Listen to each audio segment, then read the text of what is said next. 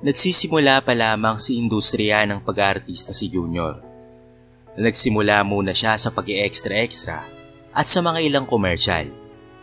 Ngunit hindi siya nabibigyan ng pagkakataon na makita sa kamera ng matagal. Halos pasilip-silip lamang ito. Isang araw nga, may na-extrahan siyang palabas sa TV na teleserye, kung saan ay kasama siya sa mga taong nagwewelga. Ay naku, tamang extra-extra na nga lang tayo ay bihira pang makita sa kamera ng matagal, saad ni Junior sa kanyang kasamang extra. Well, ganun talaga. Kesa naman wala tayong kita, di ba? Sagot naman ng kasama niyang extra. Oo nga tamang tiyaga lang talaga. Buti na lang ay nasa unahan din ako kanina, habang tayo ay nagwewelga. Naku, ayoko sa likod, lalo nang hindi tayo makikita. Natatawang sabi niya. Napansin ko nga na gustong-gusto mong nasa unahan ka saad naman ang kasama niyang extra. Nakauwi na ng bahay si Junior nang maabutan niya ang kanyang nanay na nagluluto ng ulam. O anak, kamusta ang taping? Tanong nito sa kanya. Naku nay, ayun po, dating gawi pa rin. Bihira pa rin makita sa camera. Bukas nga pala ay may commercial naman akong extrahan nay. Kailangan daw ng mga costume sa mall para sa bagong produkto na ibebenta nila. Saad naman niya sa kanyang nanay. Sige anak, push mo lang yan. Sagot naman ng nanay niya. Ano nga pala na ang niluluto mo? Tanong nito sa kanyang nanay. Eto anak, nagkaldereta ako ng buto-buto. Sagot naman ng nanay niya. Ayun, masarap yan nay. Makakain nga ng marami at nakakaimbyar ng mga kasama ko kaninang nagwewelga Hinaharangan ba naman ako? Ang gawin ko nga ay nagpunta ako sa unahan. Ayun, mga walang nagawa, saad niya sa kanyang nanay. Aba oo nga anak, huwag kang papayag na masasapawan ka. Sagot naman ng kanyang nanay. Kinabukasan nga, ay maagang nagtungo si Junior sa commercial na extrahan niya. Miss, saan dito yung extrahan ng mga customer? Tanong niya sa isang staff. Dito sir, sa gilid muna kayo. Tatawagin naman kayo ni Direk kapag papasok na po kayo. Paliwanag pa ng staff. Okay sige, sagot naman ni Junior. Kaagad namang nag-ayos at pumwesto na si Junior nang may isang bakla ang sumingit sa pwesto niya. Aray ano ba? Bakit ba singit ka ng singit dito? Tanong niya sa bakla. Sorry but papasok na ang mga customer. Nasabihan ako ni Direk na mauna na ako sa pagpasok para ako ang maunang tumikim. Sagot naman ito. Siguraduhin mo lang na sinabihan ka na Direk ha. Baka mamaya ay gumagawa ka lang ng dahilan saad ni Junior. Kagad namang sumimangot ang mukha ng bakla sa lalaking si Junior. Nang matapos nga ang commercial, ay mabilisan na rin iniabot ang mga bayad sa kanila at agad na umalis na si Junior sa lugar. Habang papaalis nga, ay may nakakita sa kanyang isang manager na kung saan ay maraming hawak na talent ng mga nag-aartista rin. Hello, Junior right? Saad ng bakla sa kanya. Oo, Junior nga. Sino ka? Tanong naman ni Junior. Ay Mami Nita, isa akong talent manager. Napansin ko kasing may mukha ka sa pag-aartista, kaya nilapitan na kita. Saad ng baklang talent manager. Ganun po ba? Salamat po sa pag-a-appreciate nyo. Sagot naman ni Junior. Eto ang calling card ko. Tawagan mo lang ako kung gusto mong mapabilang sa mga hawak kong nag-aartista. Malay mo, eto na pala ang inaantay mo. Saad ng bakla. Sige po, maraming salamat po. Sagot naman ni Junior. Habang nasa biyahe pa uwi, ay iniisip ni Junior kung magtitiwala ba siya sa bakla. Legit naman kaya tong talent manager na to? Natanong niya sa kanyang sarili. Habang malapit na nga sa kanila, ay napag-isip-isip niyang subukan ito. At pagkababa, ay agad niya nang tinawagan ang numero ng talent manager na si Mami Nita. Hello Mami Nita? Tanong niya. Yes, sino to? Tanong rin sa kabilang linya. Si Junior po ito, yung kanina pong pinagbigay niyo ng calling card. Pakilala ni Junior sa talent manager. Ikaw pala. O ano, nakapag-isip-isip ka na ba? Tatanggapin mo na ba ang offer ko sa'yo? Kesa naman pa extra-extra ka lang na ilang araw lang sa isang linggo. Saad pa ni Mami Nita. Opo, tinatanggap ko na po yung offer niyo, Mami Nita. Sagot naman ni Junior. Okay, bukas ng umaga ay magkita tayo sa coffee shop malapit doon sa kaninang pinagshootingan? Saad ni Mami Nita. Sige po, bukas po, sagot naman ni Junior. Pagkababa nga ng taxi, ay agad nang pumasok sa kanilang bahay para ibalita sa kanyang nanay ang balitang may kumuha na sa kanyang talent manager. Nay, kanina nga pala sa shooting, pauwi na ako nang mapansin ako ng isang talent manager, tapos nagbigay ng calling card din. Mami Nita ang pangalan niya, saad ni Junior. O ano, tinawagan mo na ba ang number na ibinigay sa'yo, anak? Tanong ng kanyang nanay. Opo, Nay, habang nasa taxi kanina. Ayun, gusto niyang magkita kami bukas sa coffee shop, saad naman ni Junior. Aba anak, maganda nga yan. Baka ito na ang simula ng pagiging sikat mo, anak. Pagigihan mo ha, saad ng kanyang nanay. Abay oo naman po, Nay. Ang tagal ko pong hinintay ito eh, sagot naman niya. O siya, kumain ka na muna anak. Ako'y kakatapos lang kasi. Yaya ng kanyang nanay. Sige Nay, kakain na po muna ako, saad niya. Pagkatapos nga kumain, ay kaagad na nag-search sa internet si Junior patungkol kay Mami Nita. Nakita niya sa internet na maraming ang hawak na artista ang talent manager na iyon. Karamihan rin ay sumikat na, kaya't laking tuwa na lamang niya sapagkat totoong ang talent manager iyon. Pagkatapos niyang malaman ang tungkol kay Mami Nita, ay nagpahinga na rin siya. Napagod kasi siya sa araw na iyon, kaya't mabilis siyang nakatulog. Kinabukasan nga, anak gising na, magkikita pa kayo ng talent manager, di ba? Tanong pa ng kanyang ina. Eto na Nay, babangon na ho, sagot naman niya. O siya, dalian mo, magtitimpla na rin ako ng kape mo ha, bilisan mo lang, saad ng nanay niya. Pagkalabas ng kanyang kwarto, ay agad na siyang kumain ng almusal para makaligo na. Anak ko, pandesal, may reno dyan, o kaya naman ay ladies choice kung gusto mo, saad ng nanay niya. Opo Nay, buti po ay ginising niyo ako, dahil kung hindi, ay baka nalate ako ngayon sa pakikipagkita kay Mami Nita, saad ni Junior. Maputi at matangos ang ilong ni Junior, may singkit ring mga mata ito, kaya talagang ito ay gwapo. Naganda na nga ng kanyang mga susuotin si Junior. Isang polo shirt na fitted at pantalon na talaga namang lutang na lutang ang kalakihan ng kanyang katawan. Pagdating niya sa coffee shop, ay nadatnan niya na si Mami Nita roon. Good morning po Mami Nita, bati niya sa talent manager. Good morning Junior, ang gwapo mo lalo ngayon ha, masayang bati naman ni Mami Nita. Thank you Mami Nita, sagot naman ni Junior. Oh, umorder ka na. Ako na ang bahala, saad ni Mami Nita. Sige po, maraming salamat po Mami Nita, sagot naman ni Junior. Umorder na nga siya ng isang pasta at isang juice, habang si Mami Nita naman ay coffee at rice. So matagal ka na bang nag-extra Junior? Tanong agad ni Mami Nita, habang sila ay kumakain na. Yes po Mami Nita, matagal-tagal na rin po. Minsan ay nagbo-voice out rin po sa commercial. Minsan naman ay pa-extra sa teleserye, sagot naman ni Junior. Well, that's good to hear Junior. Hindi na ako mahihirapan kang turuan pa dahil you have a good experience na rin naman pala, sagot naman ni Mami Nita. Thank you po Mami Nita, sagot ni Junior. Sige, after nating kumain, ay pumirma ka na ng kontrata sa akin. Good for 1 year yan. Basahin mong mabuti ang nakalagay para wala tayong maraming tanong ha, saad at paalala pa ni Mami Nita kay Junior. Sige po Mami Nita, sagot naman ni Junior. Pagkatapos nga nilang kumain, ay kaagad na iniabot ni Mami Nita ang kontrata kay Junior. Nakasaad doon na bawat projects ay kailangang tapos niya habang hindi pa natatapos ang isang taon. Bawal ang sumagot kay Mami Nita, lalo na't kung patungkol sa isang projects ang pinag-uusapan nila. Pagdating naman sa sahod, ay wala namang problema dahil goods na goods ang nakalagay sa kontrata.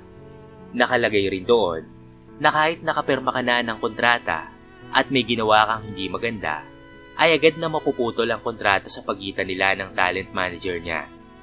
Pinirmahan na rin niya kaagad ang kontrata at sabay na iniabot kay Mami Nita na kanyang bagong talent manager. Okay, well goods na tayo. Welcome to the company. Bati ni Mami Nita. Salamat po talaga, Mami Nita. Ngayon lang po ako nagkaroon ng manager at pumirma ng kontrata. Saad ni Junior. Well, hindi ka lang siguro nakikita o napapansin ng ibang manager dyan. And thankful ako na hawak na kita at ako ang manager mo. Marami tayong projects and tapings na pagsasamahan. Yan ang ipapangako ko sa'yo. Saad naman ni Mami Nita. May tiwala po ako sa inyo, Mami Nita. Saad naman ni Junior. Good to hear. Tawagan na lang kita kapag may project na para sa'yo ha. Saad naman ni Mami Nita. Okay, sige po. Sagot naman ni Junior. Masayang umuwi si Junior sa bahay nila. Halos hindi na mawala ang ngiti nito. Nay, finally, may manager na po ako at nakapirma na po ako ng kontrata. Masayang saad ni Junior sa kanyang nanay. Naku, magandang balita nga yan, anak.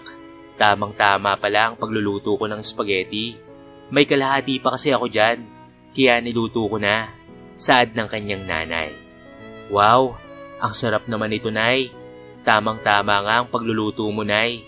Bibili lang ako ng soft drinks ha, para talagang selebrasyon na ito. Sagot naman ni Junior. Ano anak, masarap ba? Tanong ng nanay niya. The best ito, Nay. Kapartner ng soft drinks. Hay, ngayon ay naghihintay na lang ako ng tawag mula kay Mami Nita. Saad ni Junior. Mabuti yan anak, para hindi ka na naghahanap ng pag-e-extrahan mo. Saad naman ng kanyang nanay. Masayang kumain ng merienda ang mag-ina. Dahil masaya talaga si Junior. Dahil maganda ang nangyari sa kanya ng araw na iyon. Kinagabihan nga, ay biglang tumunog ang kanyang telepono. Tumatawag pala si Mami Nita. Hello Junior? Bukas ay pumunta ka sa address na itetext ko sa'yo ha. Extra ka rito.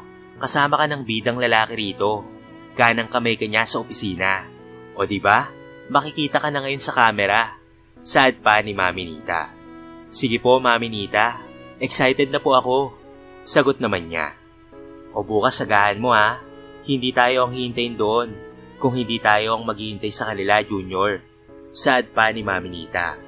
Huwag po kayong mag-alala. Aagahan ko po. Sagot ni Junior. Well, see you tomorrow na lang. Netext ko na ang address sa'yo. Saad ni Mami Nita. Naputol na ang tawag at talaga namang napakasaya niya noon. Dahil kinabukasan ay may project na kaagad siya. Hindi siya nagkamaling pumirma ng kontrata kay Mami Nita. Kinabukasan nga ay maagang naligo si Junior at nagayos ng kanyang mukha pati na rin ng kanyang sosuoti. Anak, tara na, kumain ka na. Nakabihis ka na ba? Tanong pa ng kanyang nanay. Opo, Nay, kakain na po. Sagot naman ni Junior. Eto anak ko, pritong itlog, hotdog at bacon ang almusal natin. Eto na rin ang kape mo. Saad ng kanyang nanay. Salamat ma, finally, unang project ko ito with my talent manager ma. Masayang sabi ni Junior. Kaya nga galingan mo para mapansin at makita nila ang galing mo sa pag-arte anak. Saad pa ng kanyang nanay. Naku Nay, gagalingan ko po talaga. Baka kasi may mga producer at direktor na makakita ng pag-arte ko. At mas magiging maganda yun Nay. Sagot niya sa kanyang ina. Madaling-madali na bumiyay papunta sa address na tinext ni Mami Nita si Junior. Pagdating nga doon, ay nag-aayos na ang lahat ng staff doon para sa pagsushooting na gaganapin roon. Andyan na po ba si Mami Nita? Tanong ni Junior sa isang staff. Oo, nandyan na sa loob, kausap ni Direk. Sagot naman ng staff. Sige, salamat. Pasok na ako ha. Sagot niya si staff. Pagpasok nga ni Junior, ay agad na nagtinginan sa kanya ang mga tao dahil akala siya ang bida na gaganap. Nandito ka na pala, Junior. Tara, ipapakilala na kita kay Direk. Saad ni Mami Nita. Naglakad sila papunta sa kinaroroonan ni Direk. Direk, eto na po ang sinasabi ko sa'yo, ang bago kong alaga na si Junior. Pakilala ni Mami Nita kay Junior. Aba talagang ang may dating yung alaga mo. Junior ano? Matigas ang pangangatawan, matangkad at maputi, singkit at matangos pa ang ilong. Hayaan mo, next big role ang ibibigay ko sa kanya. Titignan ko muna ang pag-arte niya. Saad pa ng direktor. Sige po Direk, salamat sa papuri ha. Sagot naman ni Mami Nita. Ngumiti na lamang si Junior sa direktor upang makaalis na doon. dahil magsisimula na ang shooting nila. Kanang kamay siya ng bida, kaya talagang nakatutok rin sa kanya ang kamera. Matagal rin halos iyon. Good. Magaling ang bida at itong supporting actor. Maganda yung ipinapakita niyong dalawa. Saad ng direktor matapos nga ang shooting. Ang galing mo kanina, Junior. Ganyan dapat palagi ha. Bati sa kanya ng talent manager niya. Opo, Mami Nita. Sa susunod po ay mas gagalingan ko pa po. Sagot niya sa kanyang manager. Tumingin ang direktor sa kanya at ngumiti ng araw na iyon. Sa unang proyekto mo ay maganda na kaagad ang napansin sa iyo ni Direk. Ipagpatuloy mo lang yan, saad ng kanyang talent manager. Oo nga po eh. Salamat po at nagandahan kayo sa ipinakita kong pag-arte kanina, Mami Nita. Sagot naman ni Junior sa kanya. Oo naman, konti pa ay magiging bida ka na rin, Junior. Saad ni Mami Nita. Sige po, mauna na po ako, Mami Nita. Paalam ni Junior sa talent manager niya. Sige, tawag na lang ako ulit sa'yo kapag may bago ulit tayong project ha. Saad naman ni Mami Nita. Okay po, sagot naman ni Junior. Habang nasa biyahe nga pa uwi si Junior, ay nakaidlip na siya sa jeep. Dahil na rin siguro sa sobrang pagod niya, sapagkat maaga rin siyang bumiyahe kanina para magtungo sa taping. Anak, kamusta naman ang unang araw ng taping mo? Tanong agad ng kanyang nanay. Okay naman po, Nay. Nagustuhan nga po kaagad ni Direk ang pelikula kanina eh. Sad naman ni Junior sa kanyang nanay. Aba, mabuti kung ganyan, anak. Maganda yan. Sad pa ng kanyang nanay. Ma, anong ulam natin? Kakain muna ako bago magpahinga. Nakakapagod sa biyahe. Malayo-layo rin po kasi. Sad ni Junior sa kanyang nanay. Nagluto ako ng nilagang baboy. Ito ang patis na may sili para masarap ang pagkain mo. Sad pa ng kanyang nanay. Yun, puti na lang ay may masarap na pagkain dito sa bahay. Sa taping ba naman kasi ay walang lasang pagkain. Ang mga naka-fast food lang ay ang mga direktor. Sa mga artista binili lang sa karinderya. Reklamo pa ni Junior. Hayaan mo anak, lagi naman akong nagluluto ng pagkain para sa'yo.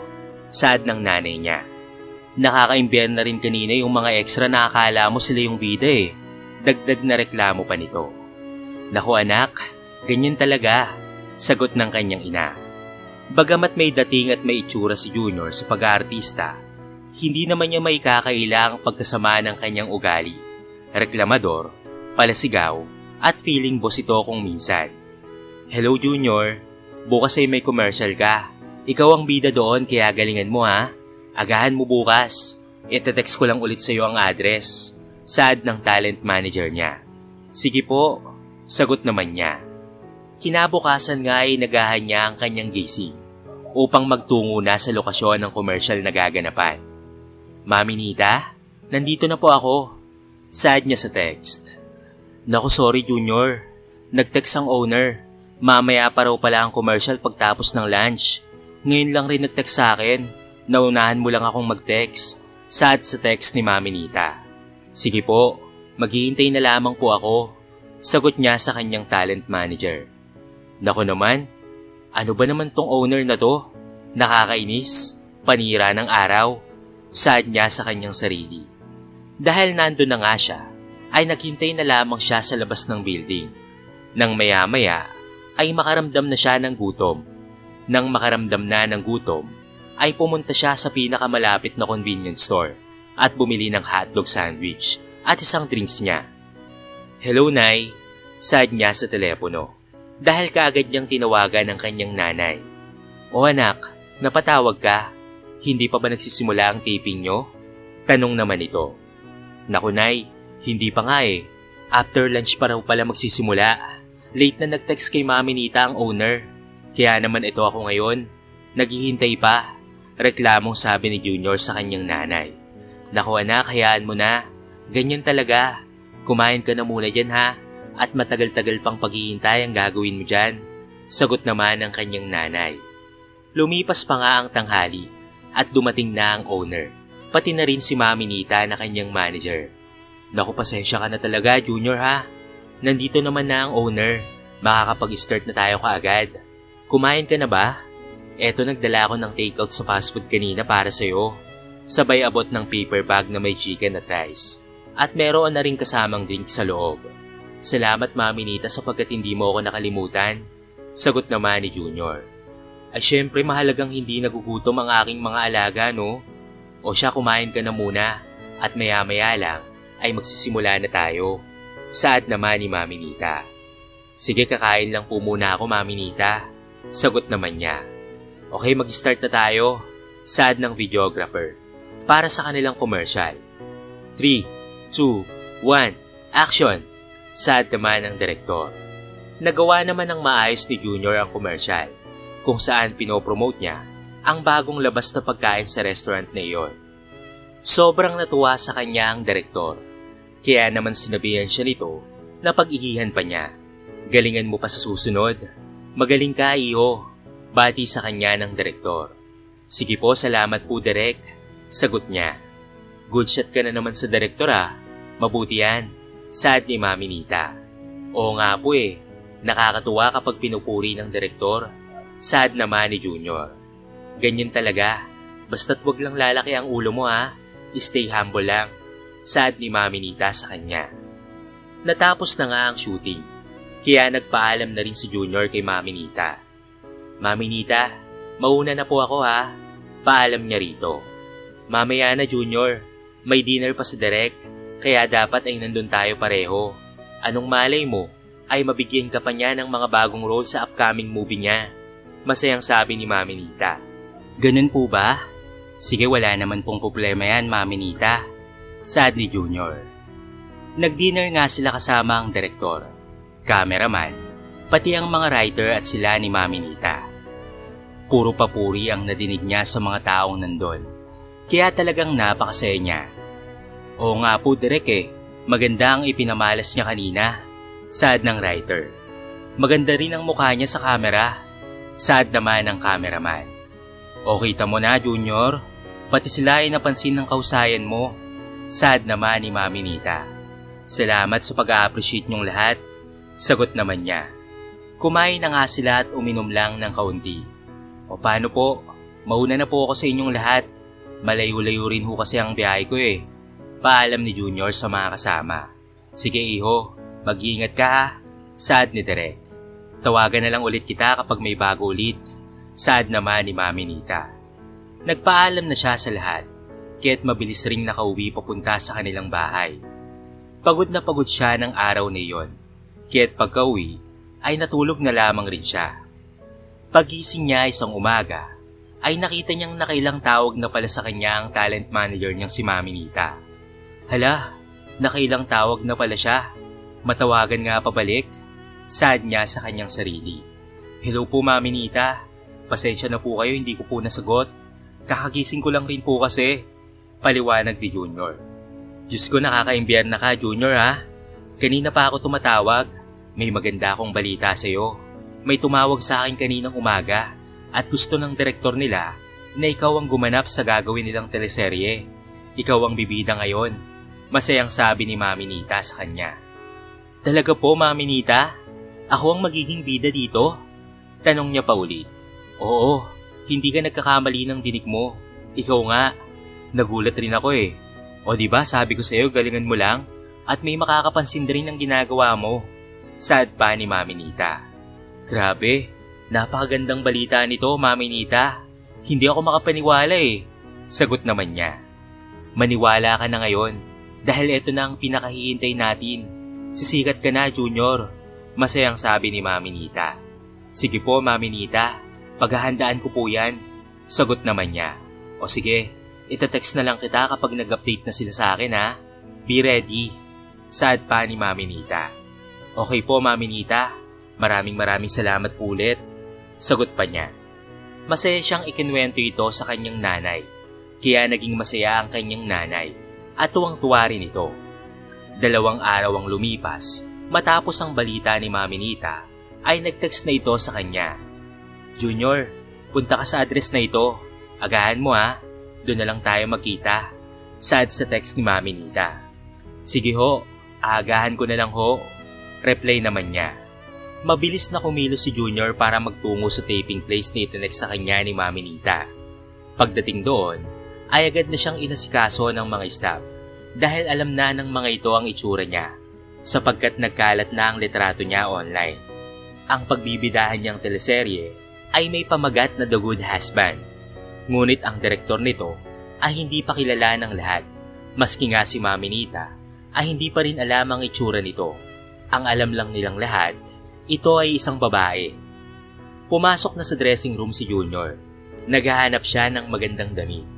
"Excuse me, wala bang magandang damit at maayos dito?" Tanong niya sa isang babae. "Ito lang ang mga damit dito, wala nang iba." Sagot naman ng babae. "Diyos ko, anong klaseng staff ka ba? Hello, ako pa ang maghahanap ng susuotin ko? At saka, nasaan ba ang mga magbibihis at mag-aayos sa akin dito?" Tanong pa niya sa babae.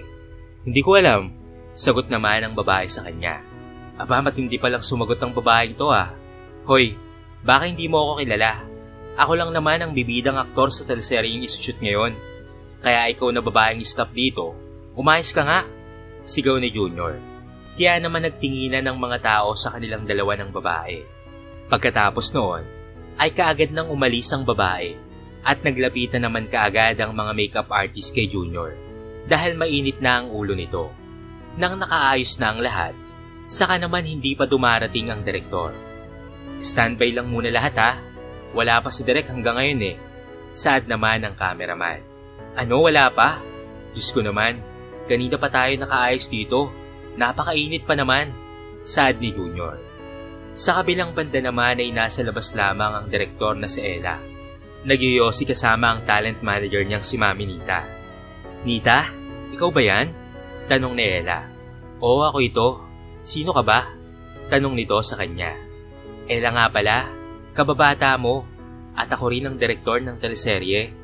Ikaw talaga ang pinahanap ko dahil ang balita ko ay magaling ang alaga mo, Bax."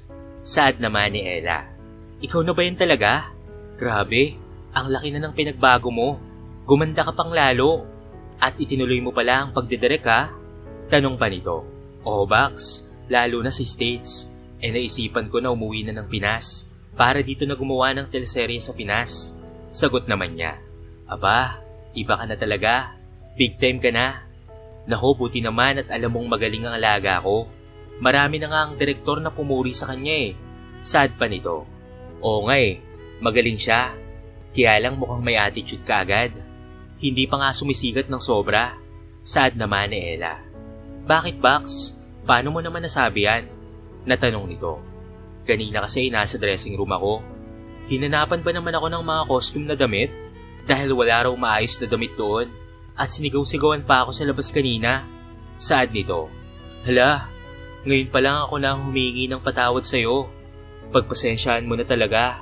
Saad ni Mami Nita. "Mamaya ipapa-acting ko sa kanya ang paghingi ng tawad bago niya gawin sa harapan ko. Pero goods pa rin. Siya pa rin ang bida. Huwag kang mag-alala." Saad nito. Pagpasok nga ni Mami Nita at Ella, ay nagulat na lamang si Junior dahil ito ang babaeng kanyang sinigaw-sigawan at ipinahiya kanina. "Okay, mag-start na tayo. Unang scene ay paghingi ng tawad dahil pinahiya mo ang asawa mo." Saad ni Direk. Kaagad namang nagawa ni Junior ang role at pagkatapos ito ay break at personal na nagpakilala kay Junior si Ella. "Hello Junior, by the way, I am Director Ella Salvacion." Pagpapakilala nito sa kanyang sarili. Kayo po pala, Direk. Sa nangyari po kanina, patawad po talaga. Hindi ko po alam na kayo po pala ang direktor." Saad nito. "Alam mo ba, Junior, dapat ay hindi lumaki ang ulo mo. Hindi ka pa nga ganoon kasikat ay ganyan na ang attitude mo. Paano pa kaya kung nakatrabaho mo na ang mga sikat na artista? Ganyan bang attitude ang ipapakita mo sa kanila?" Tanong ni Ella. "Pasensya na po talaga kayo. Hindi na po yun maulit. Simula ngayon ay pag-aaralan ko po munang iayos ang attitude ko." Saad nito. "Okay, apology accepted. Make sure na maayos mo ang attitude mo. Okay, back to work. Yung kaninang arty mo, hindi yun ang first scene. I want you to realize lang na mali ang inasal mo kanina." Saad pa ni Direk. "Sorry po talaga, Direk." Saad nito. Magmula noon ay naging mabuting artista na si Junior. Natapos rin nila ang teleserye ng direktor ay walang iba kung hindi si Ella at siya ang bida. Simula noon ay mas dumami pa ang proyekto niya bilang isang artista. Isang aral ang mapupulot natin sa kwentong ito. Panatilihin natin ang pagiging mabuting tao at magpakita tayo ng magandang asal at pakikipagkapwa-tao sa iba. Dahil bandang huli ay ito rin ang magiging susi mo sa tagumpay.